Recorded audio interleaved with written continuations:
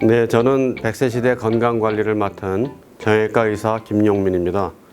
전에는 충북대학교 정형외과의 교수로 있다가 퇴직하고 나서 지금은 국경 없는 의사회에서 해외 활동가로 지내고 있습니다. 네, 제 강의 제목이 100세 시대 건강관리인데요. 여러분들은 100세 시대라는 말이 실감 나시나요? 왼쪽에 있는 저 임금님 누군지 혹시 아시나요? 네, 저분은 진시황입니다. 진시황은 처음으로 천하를 통일하고 세상을 쥔 사람이라 죽고 싶지도 않고 가능한 아주 오래 살고 싶었겠죠. 그래서 불로장생약을 구해오라고 사신들을 한반도까지 파견하고 그랬다는 얘기를 우리도 알고 있는데 결과는 어떻게 됐을까요? 결과는 아쉽게도 51세입니다.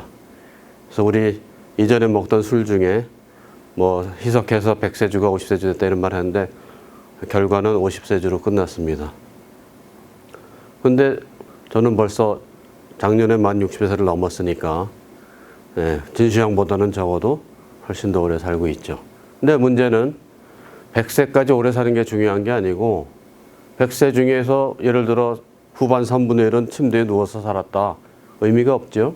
결국은 오늘 드리는 말씀은 올해뿐만 아니라 오랜 기간을 건강하게 사는, 어떻게 하면 그렇게 오래 건강하게 살 수 있는가에 대해서 여러분들과 지금부터 이야기를 하고자 합니다.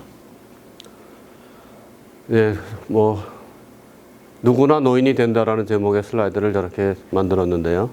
왼쪽을 보면 꼬마 때부터 할아버지 되는 과정을 이제 사진을 보여드렸고, 가운데는 저의 부모님 사진인데요.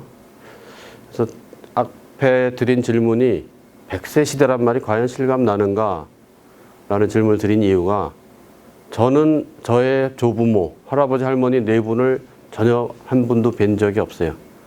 네 분 다 40대 전후로, 40세 전후로 다 돌아가셨기 때문에 그래서 제 입장에서는 100세 시대란 말은 사실은 이해가 안 되는 말이었죠. 그런데 저희 아버님은 92년 8개월 생존하셨었고, 어머님은 현재 93년 7개월로 계속 기록 경신 중이시고 아직도 아주 건강하시기 때문에 제가 보기엔 어머니는 100세 충분히 넘기실 것 같아요. 그래서 이제는 100세 시대라는 말이 아주 낯선 말이 아니고 정말 우리에게 현실로 다가왔다. 그래서 앞에 말씀드린 것처럼 100세까지 그냥 길게만 사는 게 문제가 중요한 게 아니라 건강하게 오래 사는 것이 제일 중요한 문제가 되기 때문에 정형외과 측면에서, 근골격계 측면에서 어떻게 하는 게 바람직한지에 대한 말씀을 드리려는 것이고, 저는 항상 답을 먼저 드립니다. 결론을 먼저 말씀드리면 제가 여러분들께 드리는 답은 운동, 영양, 금연 이 세 가지입니다. 거기에 곁들여서 더 말씀드린다면 정신적 건강, 긍정적인 면, 사회활동, 그런 여러 가지 좋은 일들을 많이 하는 게 건강관리의 중요한 요소다라고 말씀드릴 수가 있어요. 예, 정형외과에서 담당하는 인간의 기능은 이동기능, 활동기능을 담당하는 과죠. 정형외과는. 그런데 그게 단순히 어떤 활동만의 문제가 아니라 결국 활동기능은 생존, 생명과 직결된다는 슬라이드입니다. 그래서 이 그림에서 보시면 아프리카 초원의 동물들인데요. 이동기능 혹은 활동기능이 떨어진 개체는 살 수가 없죠. 앞에서 도망가는 동물이나 뒤에서 따라가는 동물이나 만약에 달리기 기능이 조금이라도 떨어지게 되면 잡아먹히든가 굶어 죽든가 더 이상 살 수 없습니다. 사람도 마찬가지예요. 이 그림에서 보시면 기네스북에 오른 가장 무거웠던 사람인데 560kg까지 나중에는 침대를 일어날 수가 없어요. 침대에서. 결국은 생명의 위협을 받으면서 병원을 가야 되는데 제대로 병원으로 옮기지도 못하다가 결국은 47세에 심부전으로 사망하게 됩니다. 이 말씀을 왜 드리냐면 활동 기능이 단지 그냥 활동 자체의 의미가 아니라 우리의 생명 기능을 잘 유지하는 데 매우 중요하다는 뜻에서 말씀드렸어요. 이제 잠깐 정형외과에 대한 소개를 드릴 텐데요. 정형외과라고 이제 한자로는 저렇게 쓰고, 중국에서는 골과라고 써요. 뼈 골자 써서. 대신 우리가 쓰는 정형외과는 중국에서는 미용외과입니다. 성형외과. 그래서 중국 의사들은 제가 명함을 정형외과로 써서 주면은 막 돈 잘 벌겠다고 막 부러워하고 그래서 저 처음엔 이해를 못 했는데 중국에서는 저 한자가 미용외과를 의미합니다. 그래서 우리나라의 강남에 한때 중국에서 미용 성형하러들 많이 왔잖아요. 그때 한국의 병원들이 성형외과 병원들이 전부 정형외과로 저렇게 한자를 써놓으니까 우리 정형외과 학회에서는 그걸 그냥 두고 볼 수는 없어서 항의를 해서 이름을 괄호를 붙였던가 뭐 이런 식으로 넘어간 적이 있습니다. 정형외과는 의사들 사이에서의 별명은 목수예요. 목수. 이유는 사용하는 연장이 목수를 닮았기 때문에.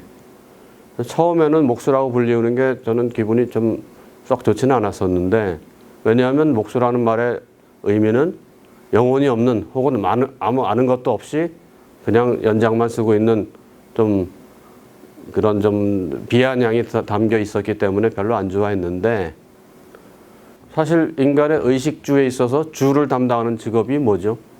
주를 담당하는 직업이 바로 목수입니다. 아주 오래전부터 인류에게 생활의 제일 기본인 주를 담당하는 직업 목수. 그래서 인류의 생존에 있어서 아주 중요한 요소 중에 하나가 우리 목수가 담당했던 거기 때문에 목수라고 이제는 불리워도 기분 나빠하지 않고 기분 좋게 듣고 있습니다. 사실 예수님도 직업이 목수였죠. 정형외과 의사들하고 어떻게 보면 동업자라고 할 수가 있죠. 그래서 정형외과에서 다루고 있는 영역은 사실 인간 중에서 가장 넓은 영역을 다루는 과가 정형외과입니다.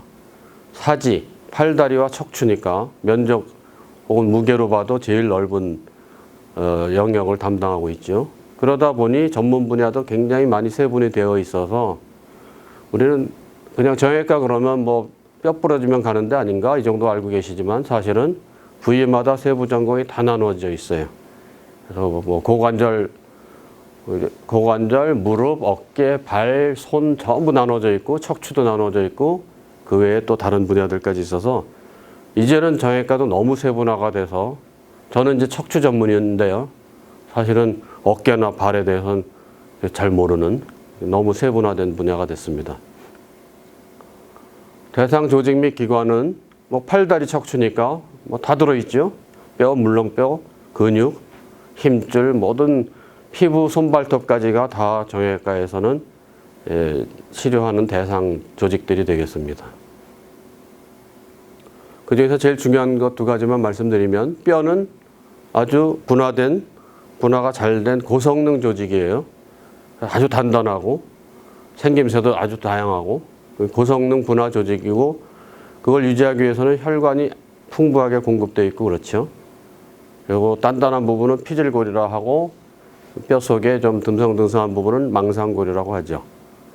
연골은 뼈에 비하면 원시적인 조직이에요. 옛날 조직이에요. 그래서 진화론적으로 보면 상어, 가오리는 척추동물이 아닙니다. 연골로만 구성된 지금까지 아직도 남아있는 연골 어류인데 그럼에도 불구하고 우리 몸에 왜 연골이 남아있을까? 연골만이 할 수 있는 어떤 기능이 있기 때문이겠죠.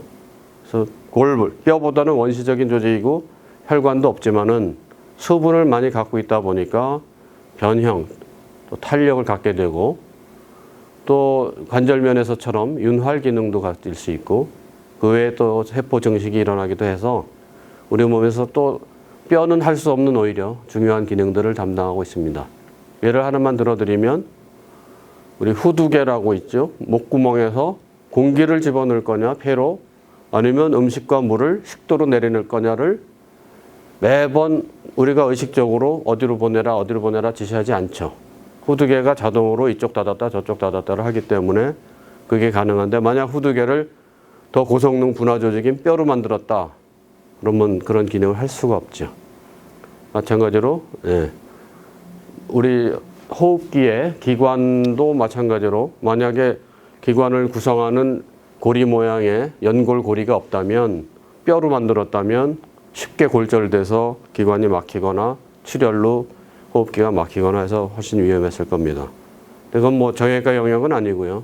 정형외과에서는 가장 중요한 연골 기관은 허리, 목에 있는 디스크와 그 다음에 우리 움직이는 모든 관절면을 덮고 있는 관절 연골이 지금 아까 말씀드린 연골만이 갖는 그런 기능 때문에 지금까지도 연골 조직으로 구성되어 있습니다. 그래서 지금부터 말씀드릴 내용은 근골격 질환들인데요. 세 파트로 나눴습니다. 그래서 처음엔 척추에 대해서 말씀드릴 거고, 그 다음엔 퇴행성인 문제들, 퇴행성 질환, 마지막에는 외상 다쳐서 부러지고 이런 얘기들을 세 부분으로 나눠서 말씀드리겠습니다. 첫 번째 척추인데요. 척추는 직립을 하였기 때문에 다른 네발 동물과 달리 직립 기둥이 됐어요. 수면에 수직으로 서 있습니다. 기둥으로서. 근데 동시에 저 그림에서처럼 굉장한 양의 운동 범위를 갖는 운동기관의 역할도 같이 합니다. 그것이 가능한 이유는 척추의 추체, 장기알처럼 아주 튼튼하게 생긴 추체 뼈가 기둥의 역할을 담당하고, 그 뼈와 뼈 사이에 있는 물렁뼈, 즉 디스크와 뒤에 있는 후관절에서 조금씩 한 마디에서 약 10도 정도씩 조금씩 일어나는 분절 운동이 합쳐서 그림에서처럼 굉장히 큰 운동 범위를 갖게 됩니다. 그렇게 기둥과 운동을 두 가지 기능을 동시에 겸비하다 보니 요새 말로 하면 열일한다 그러죠. 큰 기능 두 가지를 같이 담당하다 보니 척추에 많은 문제점들이 발생을 하게 됩니다. 아주 척추에도 일어나는 문제는 굉장히 다양한데요. 종양까지 포함해서 아주 다양한데, 오늘은 이제 100세 시대의 건강관리인 만큼 퇴행성 척추 질환에 대해서만 말씀드리도록 하겠습니다. 먼저 증상인데요. 척추와 관련된 증상 중에서는 많은 분들이 목도 아프고 등 아프고 허리 아프고 그러시죠. 그렇지만 척추 전문 의사들은 중심성 통증, 뒷목, 허리 등보다는 팔다리로 뻗치는 방사통을 훨씬 더 중요시합니다. 뻗쳐나가는 통증이 있나 없나에 따라서 관심도가 훨씬 달라지는데, 그 방사통도 또 쉴 때 주로 아픈지 아니면 쉴 때는 괜찮은데 걸을 때 주로 아픈지 이런 것에 따라서 진단이 달라지기 때문에 척추의사들은 방사통을 매우 중요시 관심을 가지고 봅니다. 그 다음에 이제 척추 문제에서 생겨날 수 있는 증상으로는 신경이 눌려서 오는 부분적 기능 저하 혹은 마비 이런 증상들이 딸려 나올 수 있고, 척추에서 또 변형이 동반되는 경우들도 있죠. 옆으로 휘는 측만증, 뒤로 휘는 후만증 등등 이제 여러 가지 문제점이 있고, 마지막에는 수술, 많은 분들의 관심사인 과연 척추를 언제 어떤 때 수술해야 되는 거고 어떤 때 하지 말아야 되는 건지에 대해서 말씀드리겠습니다. 척추 문제 영상 진단인데요. 엑스레이라는 건 그림자 영자를 씁니다. 영상이란 말은 말 그대로 그림자예요. 그림자를 보면 과연 이 사람이 남자일까 여자일까. 제가 강의 중에 저 그림을 보고 남자일까요 여자일까요 질문 드리면 청중들은 전부 다 여자다, 젊은 여자다, 이쁜 여자다 이렇게 답을 주시는데, 사실은 제가 누워 있어도 하이힐만 신고 누워 있으면 똑같습니다. 어차피 그림자이기 때문에. 이제 그림자라는 거는 그만큼 어렴풋한 정도이지 실체를 구별할 수는 없다는 뜻인데요. 근데 제가 의대를 졸업한 뒤에 우리나라에 이제 CT가 들어오기 시작했어요. 그래서 CT가 등장하면서 훨씬 진단 정확도가 엑스레이 시대에는 모르던 많은 것들을 보여주게 되었죠. 그러고 나서는 이제 90년대 들어와서는 드디어 MRI가 우리나라에 등장을 하게 됩니다.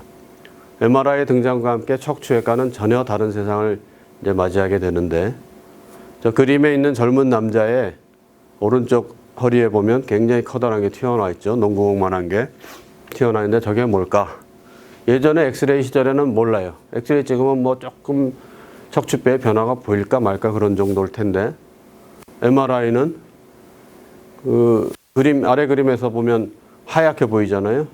하얗게 보이는 거는 액체입니다. 액체. 그럼 사람 몸 안에 존재할 수 있는 액체는 뭘까요? 피, 고름, 오줌. 그 중에서 이 사람은 고름입니다. 척추결핵 진단은 척추결핵 때는 어마어마한 양의 고름이 형성되기 때문에, 그래서 MRI에도 저렇게 아주 대량의 액체가 고여 있는 것을 볼 수가 있죠. 이 말씀을 왜 드리냐면, 이전 엑스레이 시절에는 뼈만 보고 진단을 내려야 했던 세상이었던 데 반해서 MRI 등장 이후에는 실제 일어난 상황을 저렇게 실제 모습을 그대로 영상으로 볼 수 있게 되었다는 걸 말씀드리는 겁니다. 이제 공짜가 없죠. 세상에는 위양성이란 문제가 발생합니다. 위양성. 이상이 있어 보이는데 실제로는 의미가 없는 경우.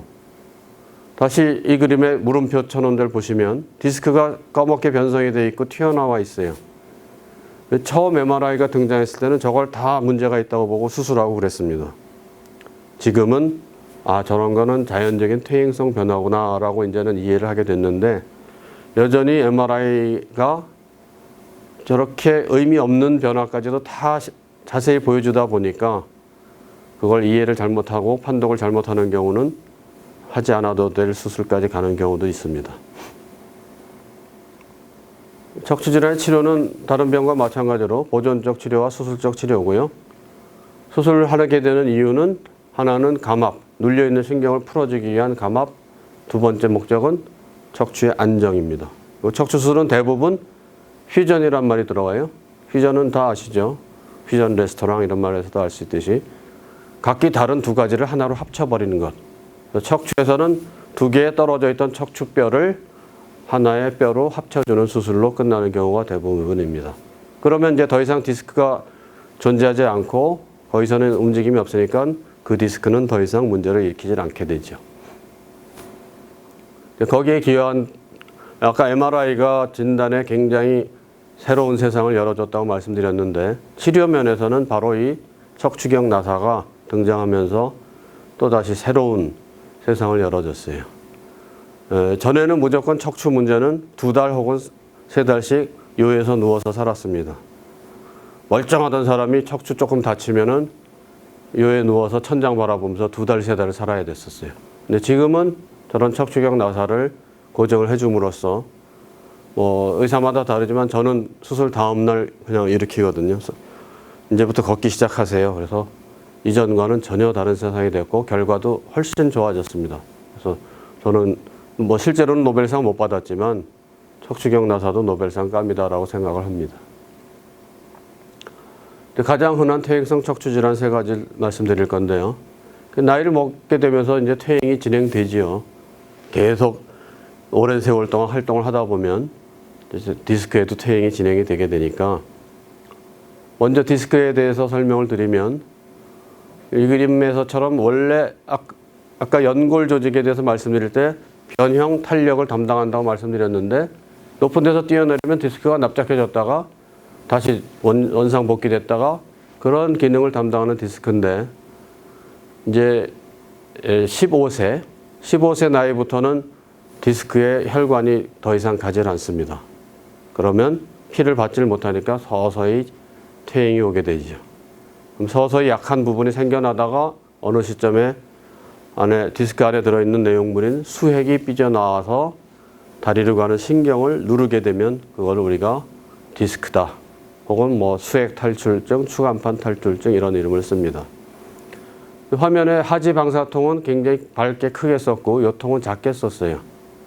우리 생각하기에는 허리 아픈 게 디스크다라고 생각하지만 실제로는 요 통은 중요한 요소가 아니라 다리 뒤, 엉덩이 뒤로 해서 다리를 타고 내려가서 발등까지 뻗치는 하지 방사통이 가장 중요한 증상입니다. 제 기억나는 환자분 중에는 다리가 땡겨서 오셔서 진찰을 했더니 디스크가 의심되길래 허리 MRI를 해보세요. 그랬더니 아니 나는 허리는 안 아프고 다리가 아파서 하는데 왜 허리를 찍으라 그래요? 라는 질문을 하는 분도 있었습니다. 비유를 좋아해서 고속도로를 비유로 드는데요. 이제 디스크의 경우는 삐져나온 디스크, 수액 물질이 신경 전체의 다발을 다 누르는 게 아니라 그 중에 한 가지 나가는 나들목에 눌립니다. 그래서 실제로 사람 신경은 이 길이 하나밖에 없어요. 일로 나가고 들어오고 다 하는데, 고속도로는 들어오는 길 따로 있지만, 그러면 고속도로에 나들목 하나가 눌리게 되면 그 지역은 마비가 되죠.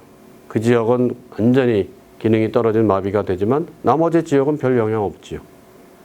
그래서 디스크의 경우는 특정 부위만 신경 증상이 나타나고 다른 부위에는 별 문제가 없습니다. 진단 및 치료, 진찰하고 MRI 하면 거의 진단되죠. 그래서 좀 전에 슬라이드에서 하지 방사통을 강조했는데 많은 분들이 허리 아프고 목 아픈데 디스크다라고 알고 계신 분들이 많아서 방사통이 제일 중요해요. 그래서 방사통이 있고 MRI로도 그게 원인이 이 디스크라는 게 확인이 됐을 때 그럼 치료는 어떻게 하느냐? 굉장히 중요한 얘기입니다. 보존적 치료가 70%에서 보존을 얻는다. 많은 분들이 병원 갔더니 디스크다 바로 수술해야 된다라고 들었다고들 상담을 하시는데 디스크가 진단이 맞다 하더라도 그 10명 중에 7명은 수술하지 않고 6개월 내로 호전이 되는 병이 바로 디스크다 이렇게 이해하시면 됩니다. 비유를 좋아한다고 말씀드렸는데 척추에 다른 데는 다 괜찮아요. 아무 이상 없는데 디스크만 쏟아져 나왔어요. 도로로 따지면 도로 자체는 아주 널따란 신장로인데 갑자기 흙사태가 쏟아졌어요. 그랬을 때 흙사태의 양에 따라서 완전히 도로 교통이 차단되면 할 수 없이 우리가 공사를 해야 되죠. 그러나 어느 정도 양일 때는 기다리다 보면 흙사태니까 빗물에 씻기기도 하고 바람에 날리기도 하면서 나중에 봤더니 여기 사태 났던 데인데 다 어디 갔지? 하고 사라지는 경우들이 있죠. 그래서 디스크도 마찬가지로 70%에서는 시간이 흐르면서 쏟아져 나왔던 수액이 흡수가 되면서 해결이 됩니다. 그러나 그러지 않은 너무 아프거나 마비가 있는 나머지 20, 30%에서는 수술을 해야만 고칠 수 있는 그런 경우들도 있습니다. 디스크하고 혼동이 잘 되는 병 척추관 협착증을 말씀드리면 디스크와 같은 점은 하지 방사통이에요. 엉덩이부터 다리 뒤가 당겨요. 다른 점은 디스크는 오히려 가만히 서 있거나 앉아 있을 때 아픈데 협착증은 그런 자세일 때는 하나도 증상이 없다가 일정한 거리를 걸으면 아파옵니다. 한 50m, 100m 걸으면 아파서 쉬어야 돼요. 다른 점은 디스크는 아까 신장로다. 길은 아주 좋은데 흙사태가 쏟아졌다고 말씀드렸으면 협착증은 길 전체가 이제 너무 노쇠돼서 다 좁아졌어요. 그러니까 당연히 치료 방법도 달라지죠. 네, 이 MRI 보시면 같은 환자인데 2번, 3번에서는 신경 통로가 정상으로 보이는데 그 바로 아래 디스크 3번, 4번에서는 어느 게 신경인지 모르게 꽉 막혀 있죠. 전체적으로 통로 자체가 다 좁아져 있어요. 도로에 예를 들면 도로로 비유를 하자면 바위가 하나 쏟아져 있거나 나무 뿌리가 올라와 있거나 아니면 도로가 유실됐거나 저러면 기다린다고 해결이 안 되죠. 결국은 공사를 해서 다시 길을 넓게 닦아줘야 되죠. 그래서 수술을 할 경우에 방법이 다르다는 설명인데 신경을 덮고 있던 정상 조직들을 제거를 해줘야 되기 때문에 그런 뒤에 나사를 금속을 이용해서 고정을 해야 되는 경우들이 많이 있습니다. 네, 다음은 이건 척추관 협착증의 원인 중에 저렇게 척추뼈가 어긋난 척추 전방 전이증의 경우는 기다리지 말고 빨리 수술하는 게 좋겠다는 예를 보여드립니다. 37세면 사실 조금 척추 수술하기는 이른데 이분은 만성요통에 다리가 당겨서 못 걷는 하지 방사통 협착증이 너무 심해서 나이는 아직 좀 아깝지만 수술했어요. 결과 너무 좋죠. 20년 뒤에 진료실에 다시 오셨는데 물어봤더니 허리 다리는 아무 이상 없고 딴 데가 아파서 오셨다 그러더라고요. 그래서 저런 경우 뼈가 어긋나서 생겨난 협착증의 경우는 기다리지 않고 수술하는 게 좋겠다 말씀드리는 거고요. 목에 대해서 조금 말씀드릴 건데요. 그림에 보시면 우리 사람 목을 보면 충분히 굵어 보이지만 뼈만 놓고 보면 어때요? 머리뼈에 비해서 목은 굉장히 가늘죠. 그만큼 목뼈에 부담이 많이 걸린다, 많이 가해진다 그런 뜻입니다. 네. 요거는 흔한 병은 아닌데 선천적으로 고개가 기울어져 있는 사람들이 간혹인데 그걸 사경이라 그러는데요. 보통은 10세 이내에 수술해야 된다. 적어도 늦어도 20세 이전에 수술한다 하는데 가끔 50, 60에 수술할 수 있냐고 오는 분이 있어서 저도 한 번도 해본 적이 없다가 한 번 시도를 해서 해봤더니 50대 후반의 부인이었는데 굉장히 만족도가 높고 본인은 정말 수술하기 잘했던 경험이 있어서 혹시 주변에 목이 기울어진 선천적 사경으로 계속 어려움을 겪는 분은 그래도 수술이나 해법이 있다는 것을 소개를 해주시면 좋을 것 같아서 말씀드립니다. 목 디스크, 허리 디스크와 마찬가지로 물렁뼈가 쏟아져 나오는 경우도 있지만 엑스레이에 보이시는 것처럼 뼈가 같이 자라서 신경이 좁아진 경우들이 꽤 있기 때문에 목은 수술 안 하고 나올 확률이 허리보다는 조금 낮은 편이라고 하겠습니다. 네, 가운데다가 목 디스크가 더 반갑다라고 써놓은 이유는 사실 목 척추 전문가 중에서도 목은 안 하고 허리만 하는 분들도 꽤 많은데요. 목은 막연히 굉장히 위험하고 무섭다 이런 좀 인식이 있어서 그런 것 같습니다. 근데 저의 경험으로는 허리보다 목 디스크가 훨씬 더 수술도 쉽고 빠르고 결과가 좋아요. 근데 왜 이 말씀을 드리냐면 어떤 분은 너무 고통이 심했는데 늦게 오셨어요. 그래서 왜 이제 오셨어요? 그랬더니 만났던 의사가 목은 절대 칼대지 말라고 하는 얘기를 들어서 고통이 심한데도 불구하고 그래서 찾아오질 않았다 그러시더라고요. 그래서 제가 강의 때 이 말씀을 드리는 이유는 목 디스크가 오히려 수술 결과가 훨씬 더 수술도 빠르고 결과가 좋을 수 있다는 걸 말씀드립니다. 고칠 수 있다는 뜻이죠. 그래서 척수가 눌렸을 때 나타나는 증상을 보여드리는 영상들인데요. 주먹 빨리 쥐기 하면 우리는 정상적으로 10초에 20회 이상이어야 되는데 이 병이 오면 저렇게 느려집니다. 평소에 늘 하던 동작이죠. 단추 채우기, 젓가락질, 글씨 쓰기 이런 손을 이용한 미세 동작들이 아주 둔해지고 불편해져요.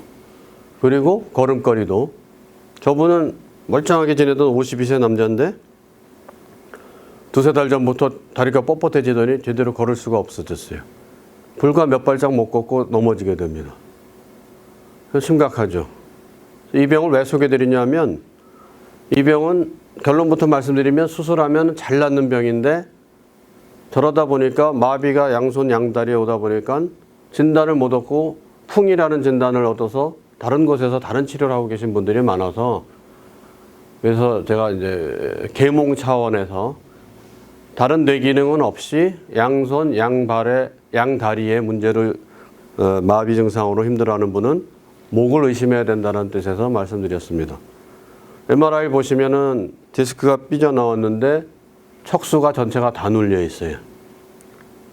그래서 MRI 다른 영상 보시면 원래 척수는 이렇게 아래 그림에서처럼 동그랗게 타원형으로 정상적으로 저렇게 보여야 되는데 위에 디스크 나온 부위에서는 척수가 소승달처럼 찌그러져 있고 앞에서 디스크가 누르고 있습니다.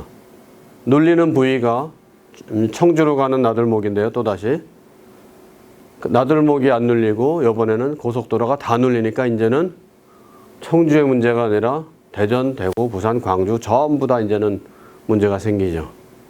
그래서 양손 양다리에 다 그리고 더 진행하면 비뇨기과까지 그래서 소변, 성기능까지 다 영향을 받게 되는 병. 이게 경추 척수증이라는 병이고요. 수술, 이건 다른 치료는 없습니다. 수술해서 통로 넓혀주고 디스크를 제거해주면 그 다음엔 아주 좋아집니다. 영상 한번 다시 볼까요? 그래서 수술하고 이틀쯤 뒤에 찍은 영상이에요. 아까 부인 앞에서 넘어질 뻔했던 그 분이고 주먹 빨리 못 쥐던 분 이제 정상으로 돌아왔죠. 단추 채우는데 아주 오래 걸렸던 분인데 굉장히 빨라졌어요. 수술만 하면 바로 좋아지는데 문제는 양손 양다리의 마비다 보니 풍이다라는 진단하에 치료 시기를 지연이 되는 경우들이 많이 있기 때문에 소개를 드렸습니다. 굉장히 흔한 문제지요. 뒷목 어깨 아픈 부위. 그림에 저 빨간 부위 아픈 분들 진짜 많죠. 근데 많은 분들이 본인이 디스크다라고 알고 계세요. 왜? 병원에서 디스크라는 진단을 얻었으니까. 저건 디스크가 아니라 100% 근육 긴장, 근육통입니다. 업무와도 연관이 있고 정신적 스트레스와도 연관이 있어요. 그래서 저기가 주로 아픈 분들은 디스크라는 생각은 갖지 마시고 일 때문에 혹은 스트레스 때문에 근육이 굳어서 그런 거다라고 이해하시면 됩니다. 허리도 많죠. 허리 아픈 분들 굉장히 많은데 그 그래프를 보시면 앉아서 같은 동작을 앉아서 할 때가 제일 스트레스를 많이 받는 걸로 나와 있어요. 앉아 있으면 뭐 우리 일 안 하는 것 같죠? 다리는 놀지만 허리는 일을 합니다. 앉아서 일하는 분들도 허리 환자는 꽤 많다 그런 뜻이고, 네, 그래서 만성요통 환자가 하도 많기 때문에 운동 치료를 이제 주로 많이 권하는데 제일 쉽게 우리가 할 수 있는 건 윗몸 일으키기예요. 그러면 이 말씀 드리면 많은 분들이 윗몸 일으키기 하면 허리 더 아픈데요? 하지 말래던데요? 그러시는데, 물론 허리가 아플 때는 강제로 당겨주면 더 아프죠. 평소에 윗몸 일으키기를 통해서 허리 근육을 기능을 잘 유지하시라 그런 뜻입니다. 수영, 요가 굉장히 좋고요. 그 다음에 일상생활에서는 허리를 구부린 자세로 물건을 들거나 뭘 하지 마시고, 물건을 들 일 있으면 허리는 펴고 무릎을 구부려라. 근데 또 현실적으로는 또 무릎이 안 좋은 분들이 많다 보니까 저것도 쉬운 일은 아니죠. 어쨌든 그러나 기본 원칙은 허리 근육 눌려준 운동과 생활에서는 허리는 곧게 펴서 생활하시는 걸 권장하고 있습니다. 이제 척추의 마지막 슬라이드인데요. 요통에 대해서 사회적인 문제가 있기 때문에 소개를 드리면, 앞부분에서 MRI가 그동안 우리가 몰랐던 문제를 다 보여주는 굉장히 좋은 검사, 고마운 검사라고 말씀드렸는데, 문제는 의미 없는 것까지 전부 이상 소견으로 나와요. 그러니까 허리가 아파서 혹은 목이 아파서 척추병원을 갔더니 MRI 검사 후에 디스크가 다 망가졌다, 큰일 났다, 수술해야 된다, 이런 식으로 가는 경우들이 종종 있는데, 그래서 제가 왼쪽에 영화 주인공 두 남자를 사진을 놨어요. 보신 분이 계신지 모르겠지만 레미제라블이라는 영화의 주인공 두 사람입니다. 장발장, 진짜 멋있는 사람이죠. 반면에 그 상대편인 자베르 경감, 참 나쁜 사람이, 지독한 나쁜 사람이죠. 우리는 그렇게 생각하지만 만약에 저 사람들 얘기를 신문 기사로 들었으면 어떻게 봤을까요? 장발장은 탈옥수, 성당에서의 절도범, 신분 위장에서 공직자까지 한 사람. 신문 기사를 봤으면 우리는 아니 저런 나쁜 놈을 안 잡아놓고 뭐하고 있었어라고 그러겠죠. 반면에 자베르 경감은 공무원으로서 자기 맡은 바 임무를 다하기 위해서 지구 끝까지 따라가는 사람이죠. 나중에 목숨까지 바치는. 왜 이 말씀을 드리느냐? 누가 선인이고 누가 악인인지가 모호하단 말이에요. 저런 식으로. 저 MRI 그림이 하나 있습니다. 이 MRI 보면 4번, 5번 디스크가 시꺼멓게 변성되고 튀어나와 있어요. 저 MRI만 보면 당장 수술해야 된다, 당장 뭐 해야 된다 이런 얘기가 나올 MRI인데, 사실은 저 MRI의 주인인 분은 아무 증상이 없었어요. 저한테 진단서 때문에 왔는데 진단서와 MRI를 첨부하라 그래서 MRI를 찍었던 분인데, 저런 게 보여서 제가 질문했죠. 평소에 허리 다리 불편한 거 없었냐 질문했더니 자기는 여태까지 허리 다리로는 고생한 적 한 번도 없다 그래요. 무슨 뜻일까요?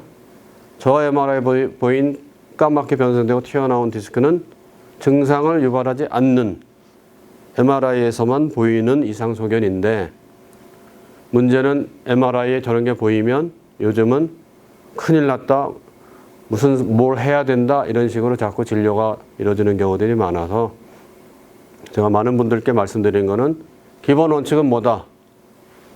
MRI의 이상 소견과 증상이 인과관계가 있는지를 아주 신중하게 살펴서 수술 혹은 시술 여부를 결정하셔야 되고, 더 쉬운 요령을 하나만 말씀드리면, 팔다리로 뻗치는 방사통이 없을 때는 MRI가 어떻게 보이든 수술은 하지 않는 게 바람직하다. 이렇게 말씀드릴 수 있겠습니다. 네, 그래서 척추에 발생하는 몇 가지 퇴행성 질환들에 대해서 소개를 해드렸고요. 등, 뒷목, 중앙 부위 통증, 뒷목, 등, 허리 아픈 분들은 대개는 디스크보다는 퇴행성 변화, 그 다음에 근육의 탄력의 저하 이런 문제로 오는 증상들이 대부분이기 때문에 찜질이나 운동 같은 것들을 이용해서 잘 관리하시는 게 바람직합니다. 척추에 대한 말씀을 일단 마치겠습니다.